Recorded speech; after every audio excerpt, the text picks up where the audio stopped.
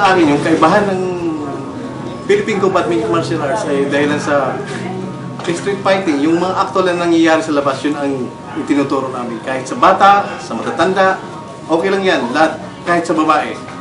Kung ano ang nangyayari sa labas, yun ang tinuturo namin. Kung paano mag-depensa. Yung ino-hold up, hostage, lahat, punching, kicking, lahat. Mga disarming, yung paghuli ng tao, yun ang binibigay namin sa mga estudyante. Sa Philippine Combat Mixed Martial Arts ay kahit sa 3 buwan lang, simula white belt hanggang green belt, mapopromote na kayo pag mapipick up nyo lahat ng mga turo. Another 3 months, kung papasa kayo sa mga examen, magiging brown belt kayo. At saka yung para maging black belt, another 3 months ulit para maging black belt. Sa kahit green belt, yung ituturo natin, pwede nang gamitin sa actual. Madidepensa nyo na ang sarili nyo.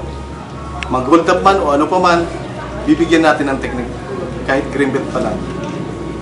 1976, nag-aaral ako ng black belt cut judo karate association. Kaya may karate ako, may judo. At saka yung 1982 naman, nag-aaral naman ako ng black secret aikido.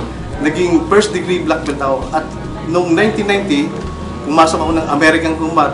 Yun nga, ginawa namin na Philippine Combat Mixed Martial Arts na nagkaroon naman ako ng degree na 5th degree. Bago ka makakapasok ng black belt, kailangan dadaan ka sa mga aktual na patalim. Actual technique talaga na dapat madepensa mo siya para maging black belt ka. Para may apply mo ang tunay talaga na technique or pangyayari na mga sa labas, yun, para maging black belt ka.